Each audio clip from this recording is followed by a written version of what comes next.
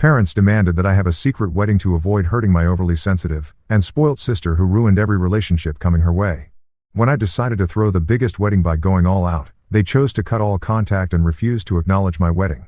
Then get mad because that didn't affect me, but instead taint their name in the family as the biased parents. You know how some families have a golden child?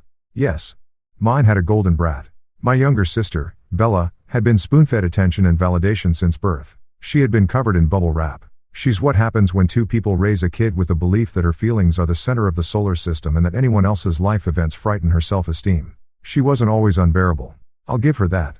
But once puberty hit and the compliments shifted to other girls, she started treating every woman in the room like an open competition. You wore a dress to a family dinner?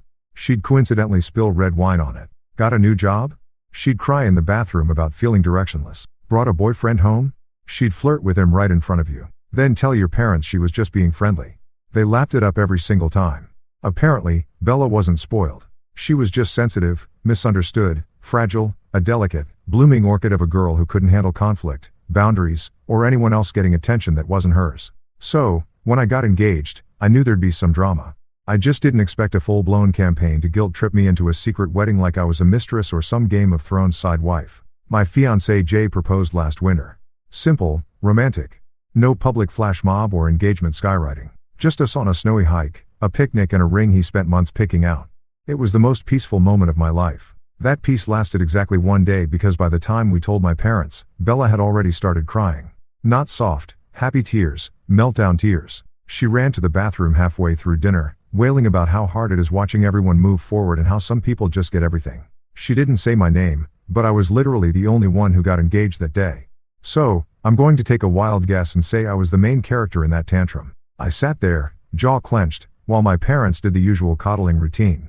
My mom rubbed Bella's back and whispered that she was still so special and her time would come. My dad looked at me like I should be apologizing for being proposed to. I waited and gave them a week to cool off. Maybe they just needed time to process. Maybe they'd realize this wasn't a personal attack. Nope. Instead, they invited me to lunch and dropped their unreasonable request. They said, and I quote, "It would be better for the family if you kept the wedding private. Maybe just a courthouse signing. Bella's being very emotional and it wouldn't be fair to make it a spectacle right now." A spectacle. They used the word spectacle to describe my wedding. Like I was planning to show up on a parade float with doves exploding out of my bouquet. I blinked, trying to understand if I was being punked. They kept going and said Bella was barely hanging on after her last breakup, which she caused by sleeping with her boyfriend's best friend. But I digress. And it would be cruel to have a big celebration when she's in such a vulnerable state. My response? So let me get this straight.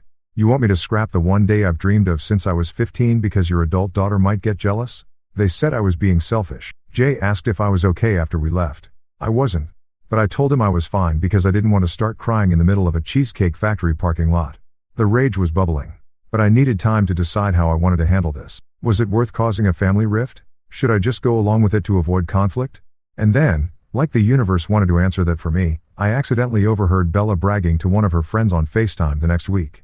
I walked into my parents' house unannounced. They still have a spare key for emergencies. And there she was in the kitchen, phone on speaker, laughing. She said, and I quote, "Yeah," she agreed to tone it down. I guess she finally realized I'd upstage her anyway. Her friend laughed and said, "You always win." And Bella, she said, "Of course I do. She's the backup daughter." Oh, okay. So that's how it is. Let's just say that was the moment I decided I would not only be having the wedding of my dreams, I would be throwing the biggest, boldest, most unforgettable bash this family has ever seen. Think elegant venue, designer dress, chandeliers, open bar, and enough flowers to give every allergy sufferer within a 10-mile radius a panic attack. I told Jay that night, and his response? "It's about time. God, I love that man." So, now we're planning the wedding we actually want. The kind with music and dancing where I won't have to walk on eggshells for someone who throws a tantrum when the world doesn't orbit around her emotions. I sent out the save the dates last week to everyone except my parents and Bella. Let them hear about it from a cousin because if they wanted me to disappear for the sake of their golden weed, then I'll do exactly that, just with cake and a 5-piece jazz band. Update 1. I knew they'd find out eventually. The only surprise was that it took this long.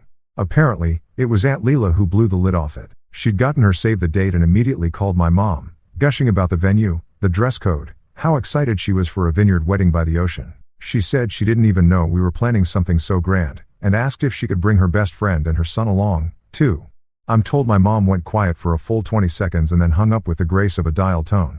The fallout came quickly. First a missed call, then a 13-line message that read like a rejected telenovela script. She said I had disrespected the family, betrayed my sister, that I was selfish, attention-hungry, and that I had brought shame to the house. Then came the cherry on top. She said we needed to talk. Dinner tomorrow, 7 sharp. Jay saw the message and asked if we should bring popcorn. So, we went, not to grovel. Obviously, I don't do groveling. I went because I wanted to look them in the eye and hear them say out loud that my life wasn't mine to live. That it existed in service of Bella's feelings. Bella was already on the couch when we arrived, buried in a blanket like she was recovering from a Victorian-era illness. She barely glanced up and just offered a soft little sigh like I'd personally stabbed her with my wedding invitation. My dad didn't even bother with pleasantries. He got right to the point and asked what exactly I was trying to prove with this wedding. I said it was proof that 2 adults in love could celebrate without first checking whether Bella had enough emotional stability points saved up. He didn't laugh. My mom jumped in saying the venue and guest list were excessive. Looked like I was trying to make a statement. I told her I absolutely was. I was making a statement that said I'm done. Bella spoke up then saying I was doing all this just to hurt her, that I was twisting the knife. I turned to her and told her this wasn't about her, that her being hurt was just a side effect, not the goal. And the fact that it wasn't about her at all, that was probably the part eating her alive. My dad cut in and said I needed to stop. His tone was sharp, like that would suddenly make me obedient. I asked why. Because I was finally saying the things they didn't want to hear? Because I was done being the family's emotional punching bag, carefully avoiding anything that might set Bella off? My mom told me Bella was going through a hard time that I had no idea how much she was hurting. I asked her which hard time we were referring to. The one where Bella stalked her ex, crashed his birthday party, and keyed his car after getting caught going through his phone, or the fake pregnancy one? Because frankly, I was starting to lose track. Bella stood up, then called me bitter, said I couldn't stand that she got attention. I told her she got attention the same way a fire alarm gets attention, loud, disruptive, and everyone just wants it to stop. My dad slammed his hand on the table and said, if I went through with this wedding circus, I shouldn't expect them to show up, that they wouldn't acknowledge it, that I was humiliating the family. So, I said, good, they shouldn't come. It would ruin the mood anyway. My mom's jaw tightened. She said I'd regret this. I said only if they showed up and that I'd already made sure their names weren't on the guest list. Bella let out a noise that was somewhere between a gasp and a sob. Then stormed out of the room as usual. Probably hoped someone would chase after her. No one moved. Back home, Jay poured me a glass of wine and asked if I was okay. I told him I was better than okay. I finally felt like I'd ripped the emotional tape off a wound I didn't know was still bleeding. They thought they were punishing me, that by refusing to acknowledge my wedding, they'd somehow ruin it. But all they did was give me the space to build something without them. Something free of guilt, emotional landmines, and a sister who couldn't handle not being the center of every damn event. Let them talk, let them stew, because I had a dress to fit into, vows to write, and a guest list that actually liked me. And this time, Bella wasn't invited. Update 2. It turns out planning a wedding is a lot more fun when you're not constantly factoring in the emotional instability of a full-grown adult who can't stand not being the main character. Once I cut my parents and sister off the list, everything moved like a dream. Venue, booked. Dress, custom. Playlist, a perfect mix of romantic and petty. The walk down the aisle song is literally called Goodbye to You. A subtle nod, of course. I'm classy like that. Jay and I even made a wedding page. We added goofy bios, engagement photos, and RSVP links. Nothing over the top, just something that screamed, we're actually happy. Naturally, word started spreading like wildfire between cousins, family, friends, and distant relatives who can't mind their business. It was only a matter of time before it reached the Holy Trinity, mother, father, and Bella. A week later, I got a cryptic text from my cousin who lives 3 states away. Girl, whatever you did, it's working. Your mom called my mom crying about how it looks. How it looks. Not how it feels, not how I feel, just optics. Apparently, their big worry now was that the family was starting to whisper. That people were wondering why my parents were skipping my wedding while posting family as everything quotes on Facebook like they weren't the blueprint for emotional hypocrisy. And that's when the sabotage began. Subtle, petty, weak sabotage. The kind that would almost be funny if it weren't so painfully on brand. It started with my aunt. She sent me a message saying she regretfully couldn't make it to the wedding because she didn't want to be caught in the middle of a family split. She added a smiley face at the end like that would somehow soften the cowardice. Then came the florist drama. The florist we hired, someone my mother recommended years ago, suddenly canceled without explanation. When I followed up, her assistant said she'd been advised it would be in her best interest to decline certain events. You'd think I was organizing a cult initiation instead of a wedding. I didn't even get mad. I just got even. Found a better florist. Triple the cost, double the style.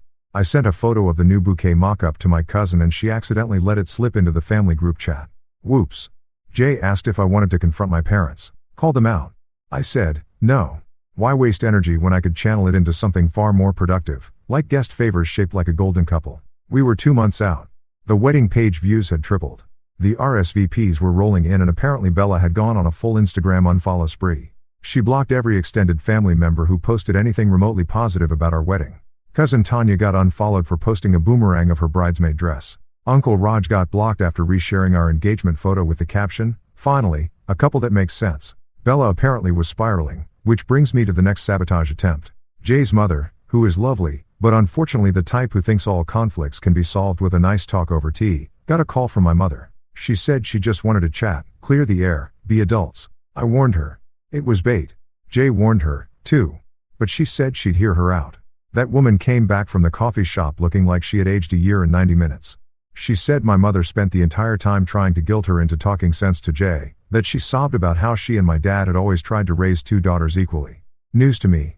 And how my wedding was a knife to the heart, said it would mean everything if Jay could convince me to cancel it and go back to the family plan. The family plan: make Bella feel better by erasing myself. Jay's mom said she smiled politely, told her it wasn't her place, and left before she punched a hole in the cafe's to-go cup display. I sent her flowers the next day. She deserved them. At this point, I stopped being angry. I started feeling something else. Pity. Not for Bella, she was living for the drama, but for my parents, because they truly, honestly believed that cutting me out would break me. That I'd be crawling back, desperate for scraps of approval. Instead, they would have to watch me build something real, something joyful without them. And now, with the wedding weeks away, they were watching the narrative slip completely out of their hands. Relatives weren't taking their side. People were starting to talk about the favoritism, about Bella's history, about the way they always asked others to bend so she wouldn't break. It was unraveling, and I hadn't even lifted a finger. I was too busy finalizing the seating chart and approving signature cocktails. The only thing I did do, and I'll admit this fully, was personally write the email to the DJ with one special request. I told him to play one specific song at the exact moment Jay and I entered the reception. Gloria Gaynor's I Will Survive. Petty? Maybe. But after years of shrinking, sidestepping, and getting steamrolled to protect everyone else's feelings, it felt damn good to stand in the center of my own story, even if they couldn't stand it. Update 3. The wedding day arrived and to no one's surprise, my parents didn't show. No teary-eyed entrance, no begrudging seat in the back, no last-minute apology or surprise redemption arc, just silence. The kind of silence you'd expect from people who couldn't stand the fact that their daughter was getting married without making her sister the sun and the moon of the occasion. And honestly, that silence was golden. It was peaceful, liberating. I woke up feeling exactly how I'd hoped to feel, like the main character of my own life, not some supporting actress in the tragedy of Bella. Jay was calm, collected, and grinning ear to ear the entire morning. He didn't even flinch when we got the final RSVP update, confirming that not a single one of my immediate family members had changed their mind. I guess by that point, we both knew the odds of them showing up ranked somewhere between unlikely and not without a camera crew in the sob story. But someone else did show up and he brought the chaos with him. The ceremony was done. Photos were taken. Cocktails were flowing. Jay and I had just walked into the reception. I will survive because yes, I stuck with that plan. And no, I don't regret it. When my cousin Tanya pulled me aside with a stunned look on her face, she said someone unexpected had arrived and wasn't on the list. I asked if it was Bella. She shook her head and said it was someone worse. My Uncle Greg. Now, for context, Uncle Greg is my mom's older brother, a man who rarely shows up unless there's gossip to collect or drama to light on fire. He's that relative who always looks like he knows something you don't and delights in dropping emotional bombs at the worst possible moment. And sure enough, there he was, wearing a blazer 2 decades too small, holding a drink, and grinning like the cat who'd eaten the entire family tree. I walked up and asked what he was doing here. He said he just wanted to congratulate me, that family was family, and he wasn't about to miss the event of the year. I didn't buy it. Uncle Greg doesn't show up unless he's got a motive. He didn't even respond to the RSVP. I asked what he really wanted. He smirked and said he had a gift for me. Then pulled out his phone and showed me a screenshot. It was from a private Facebook group. A screenshot of a message my mom had sent to some extended family members trying to coordinate a healing dinner on the same night as my wedding. Apparently, her latest plan was to host a little gathering for family unity and emotional closure, as she called it. Said it was important to create space for Bella's feelings during such a difficult time, her difficult time, me getting married. The kicker? She had framed it like I had refused to invite them, that I had deliberately gone out of my way to exclude the entire family and had weaponized the wedding against those who love me most. I stared at the screenshot, looked through the comments. Some relatives expressed concern, others ate it up. One even wrote that it was a shame how entitled some daughters became after finding a man. Uncle Greg said he thought I should know. Said he wasn't taking sides, which translated from Greg speak means he absolutely was taking sides, but wanted the credit of being neutral. I thanked him for showing me. He asked if I was going to say anything. I said, no, why bother? This was the same script they'd been using my whole life. Make me the problem. Turn my milestones into personal attacks. Paint me as cold, bitter, selfish, anything but nice. I left Greg at the bar and went back to the party. But it didn't stop there because apparently someone else from that secret dinner group, possibly one of the more fence-sitting cousins, decided enough was enough. By the end of the night, I got tagged in a post that was already gaining traction among the extended family. It was a photo of me and Jay, arm in arm, both of us smiling under the string lights on the vineyard patio. The caption read, "She didn't exclude anyone. They just couldn't handle not being the center of it all. Proud of you, girl." Comments flooded in. Distant relatives, old neighbors, even some of my mom's friends. Most of them said the same thing. They had no idea the story was being twisted, that they'd been misled, that Bella's feelings had become the family's excuse to treat me like a disposable placeholder. And just like that, the public image they clung to started slipping. No big speech, no confrontation, just a single post and a truth too heavy to keep buried under Facebook filters and fake dinners. Jay and I danced into the night. I didn't think about Bella or my parents, all the drama they tried to brew behind closed doors. All I could think about was how peaceful it was to finally let go of people who only love me on a technicality, and how sometimes the best revenge isn't yelling louder. It's living well and letting them sit in the silence they created. Update 4. It's been a year. 1 year since I got married without them. 1 year since my mother tried to rebrand emotional neglect as healing dinners. And Bella tried to gaslight our entire extended family into believing I had excommunicated her for being too sensitive. 1 year since I danced in a vineyard with people who actually liked me, while my biological family sat in a dining room across town with paper plates and plastic cutlery, pretending that my joy was some kind of war crime. It's been quiet since then. Quiet in the way people get when their favorite scapegoat stops playing along. No drama, no updates, just the occasional breadcrumb from a cousin or aunt, like reminders that they were still watching from behind the curtain. Apparently, Bella dyed her hair pink again. That usually signals the start of her reinvention arc, which comes after a failed relationship or a meltdown at work. I'm told she rage quit her last job after being asked to share a project spotlight with a coworker. Shocking. My parents, meanwhile, have maintained what I lovingly refer to as selective estrangement. They cut me off, yes, but only in the moments where it suits their victim narrative. Publicly, they act like I ghosted them. Privately, I know they ask about me all the time. Aunt Leela told me that my mom keeps printed photos of me and Jay from the wedding, the same one from my cousin's post, tucked away in the drawer. She takes it out sometimes when no one's around. I should feel something about that sadness. Maybe nostalgia. A tug at my better nature, but honestly, all I felt was indifference. That photo wasn't proof of love. It wasn't proof of what they missed out on, what they chose not to show up for, and what they tried to sabotage. Their absence became the final edit to the narrative that controlled my whole life. And without their voices constantly in my head, I found something better, my own. Jay and I moved into a townhouse just 2 months after the wedding. Cozy kitchen, tall windows, a little backyard I've turned into my garden, hydrangeas, lavender, and a rose bush because it looks pretty, but stabs you if you get too close. He's still the same man I married. Patient, grounded, the kind of person who holds eye contact when he tells me he loves me and means it every time. We cook on Sundays. We slow dance in the kitchen. We make plans without fear of family politics or who might get emotionally triggered by the audacity of us being happy. It's been good. Better than good. Which is probably why it was so jarring when my mother emailed me. Yep. Emailed like it was 2003 and she just discovered the internet. It was short, formal, carefully worded to sound warm but emotionally guarded, like she wanted to open a door without actually taking responsibility for having slammed it shut. She said she hoped I was doing well, that she'd been thinking about things and wanted to reconnect in the spirit of healing. She mentioned Bella was going through a difficult period and it had been hard on all of us. Then she hit me with a line that made me laugh out loud. She said she hoped I wasn't still harboring resentment over the wedding. Resentment, as if this were about a bouquet or a seating chart. As if years of playing second fiddle to a sister whose only consistent trait was emotional volatility could be solved with a soft focus apology and some biased memories. Jay read the email and asked what I wanted to do. I said I'd sleep on it. Instead, I stayed up till 2 a.m. drafting my response. Not out of anger. I wasn't angry, but I wanted to be very, very clear.